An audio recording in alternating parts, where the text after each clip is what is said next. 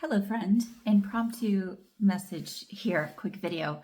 I've been thinking a lot. I've been talking recently a lot in my videos and emails with clients, just in the ether. This idea of new, having to do a lot with all the Aquarian beautiful energy and impulse that's coming through. And I say beautiful, and it's also very challenging. It's challenging because Aquarius, in its essence, challenges the norms, the forms, the structures and foundations that have already been created. That's in the realm of Capricorn, which is the sign and energy that precedes it. And so in Capricorn, we've established sort of a foundation, and we've brought things to form. And then past that point, Aquarius actually begins to ask the question, what else is there? And I think it does it from an evolutionary perspective so that we don't get attached to those very forms. We don't get attached to the way things have been established. Now, that brings up sort of a paradoxical question of, okay, well, we've already established these forms. Awesome. Now you're going to make me question them? Well, look at it this way. What if, okay, we kind of go on the track of establishing certain things, modes, conditions, like the way things are done. But then Aquarius wants to help us distill what is really essential from that. So it brings up the question, okay, well, what really matters and what's really, again, at the core and the essence of that's not attached to a certain strict, crunchy form. And it's a beautiful inquiry to sit in, and there is no precise answer or map to follow to get to this sort of like answer. And our the way we've been kind of wired and brought up, and culturally speaking, we're always wanting. And I think also, let's be real, this is a soul and spirit question as well, is why am I here? What am I doing? What are the lessons I'm learning? And when we're asking ourselves all of these questions, we are inherently in the frequency of calling in that which is for our evolutionary growth as a soul. And evolution requires and demands the deconstructing of forms that no longer work in order to open up the space for that which is a new breath. We cannot evolve if we're repeating the same modes over and over again. So Capricorn, in its essence, would be very happy just repeating its own modes over and over again.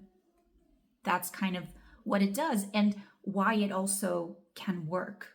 And each sign has its own ways that it really works, and ways that then it can come to be its own detriment. When we are caught in the loop of, well, this is what works and this is what I'm going to do, and we can then completely cut off the new. And then as I've been sharing and talking and calling in this information and sort of opening up, hoping to open up our minds, our hearts, our spidey senses, our intuition to the new, we then might ask ourselves the very natural question, okay, well, how do I do that? How do I know what is the new thing? This idea of having a visionary mindset sounds okay and cool on paper, but what does that actually mean for my life? Because maybe I can't change my reality. My invitation for all of us is to actually, I think the way we can invite the new in is not necessarily by going out to seek it, because in this Aquarian space where the new is unknown, we don't know it, so we can't go out and find it. And again, it's all like in the space of like, whoa, you're like, okay, new, so let me go find it. But you can't find it because it's not yet revealed itself to you. It doesn't exist. It's in the realm of the unknown. So then we might get frustrated because, oh, I'm supposed to find this new thing. You're not supposed to do anything. We're going to get rid of supposed to, should, all of those energies that actually serve to constrict Anything that's in the realm of should is a lot more Capricornian than Aquarian, which is where we're shifting now. Not only Pluto in its big evolutionary march onward and forward was going to be in that space for 20 years. Pluto is the energy of transformation, transmutation, the literal alchemy of form. And then we have all these other planets that have entered the space. This week, we had Mercury that entered last week, and then we had Mars. And today, as I record this, we have Venus coming into that space. They're going to be conjunct between today, tomorrow. Like this, all of this is swirling. This opening of the door of like, oh, new. So the invitation is, don't feel pressure to go out and find the new. Allow yourself to shift your energy ever so subtly to be willing to perceive the new. To take a breath and go, and just say to yourself, literally, I am open to the new. May the whispers and sometimes the thunderous crack of the new be revealed to me. May I have the inner wisdom to discern that which wants to come through for me, that is both tangible and intangible, that seems obvious in my life and also very subtle and coming through more intuitive functions, that which we perceive beyond our senses. And even more importantly than that, which is critical, to have that opening and that softening around new breath, new. What does that mean for me? And how am I willing to be open to it? To like blossom, like open our petals to it and receive that.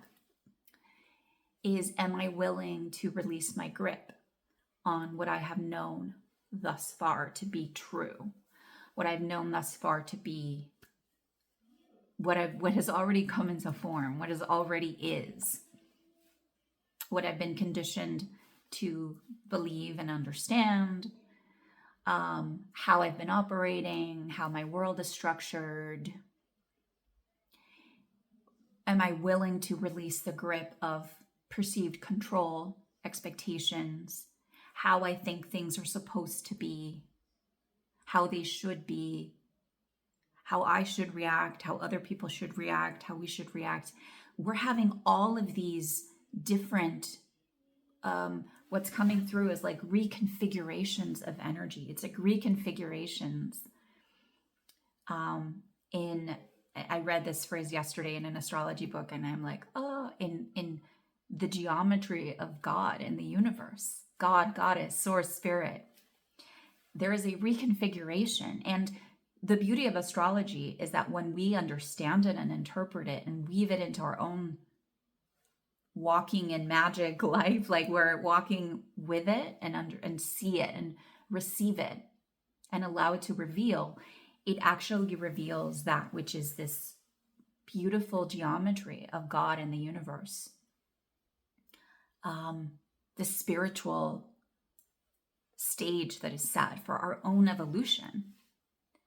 And when we release the grip and that tight control, and I always invite, when I'm working with someone, I always invite, and I invite you to do this right now, is to close your eyes, just take a breath and sit for a moment and clench your fists. Like just clench your fists up and just feel into what that is. And then take a nice, gentle, deep breath.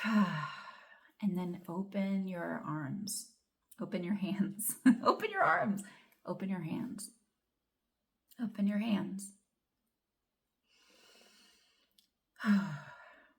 And this action, you feel into it and allow yourself to just sit with it for a couple of seconds. It feels very vulnerable if we're being honest with ourselves. It feels very vulnerable. Why? Because anything that was here could just be let go. I'm not holding on to it. It might just scatter away in the wind, and new things might come that I don't feel ready for. You are ready for them. It can feel uncomfortable and it can feel like shaky ground, but you are ready for them. whatever is coming into your experience and your existence. And we get to trust that more and more. And therein lies my ever existing invitation of I know, I go, which is a very intuitive approach to living. And when we shorten the gap between that I know and I go, it puts us in this constant, creative, receptive space. We are receiving and we are interacting with the energy around us. And we are in that dance all the time. We're constantly in this cosmic workshop / play shop / just, that's what life is, especially when we see it through this lens. And it will have a direct and very practical impact on your day-to-day, the way you live, the way you make decisions, your inner resilience, your trust, your courage, your confidence, the way you are open to yourself and those around you. It will have a direct, very practical impact because you begin to reconfigure your inner landscape, both spiritually opening up to new ideas, mentally allowing yourself to bring in new ideas that can then take form. And it takes us from that loop of stagnation and feeling stuck and wanting and seeking for the wrong things. And I use wrong in like air quotes because right or wrong is a concept that we get to kind of deconstruct. But what I mean by that, and sort of, I want to put it in these basic terms, it's we are seeking the things that can fill us for a moment, whether it's in a quick emotion, a possession, a quick hit of something that makes us feel alive for a moment, and then we go back into the yearning, that emptiness. Imagine going from that constant trying to fill an emptiness to no longer having to fill that hole because you are just experiencing life in a new way. And it goes beyond this kind of transactional quality of like, well, I'm walking through life and I want to, it's like being in a video game where you're capturing like a coin here, a heart here, like boom, boom, boom. Okay, on to the next, on to the next, on to the next. That transforms into a different way of moving and being aware of how you are interplaying with the world around you. Feeling ultimately so much more freedom, inner peace, harmony, balance, ease, no matter what is happening around you, which then beautifully puts us in a better place to impact the world around us and the people around us, with much more authenticity and much more vulnerability. And so I'd love to hear your thoughts on this, your comments, what landed, any further questions. We're in this intricately beautiful dance of energies that seem to bump into each other and they caused some tension, and then that's where something new happens. We're in this dance of finding the intersecting points between our humanity and our divinity. Simply put, our humanity is our day-to-day, how we're living, breathing, bumping into each other, interacting with the world, working, parenting, being the, human we are, and our divinity. That inner yearning for really, truly discovering why we are here beyond all the day-to-day motions we get stuck in. That loop. Imagine deconstructing that loop and allowing it to go from being this sort of contained loop into an energy that just permeates your life. Whew.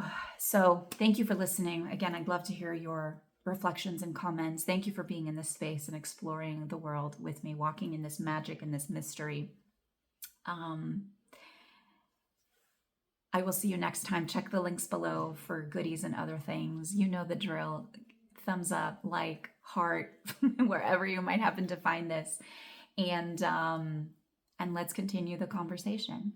It's a marvelous time to be in that pulse of new and to release the grip on what already has existed that might have very well run its course. So, till next time. Adios, my friend.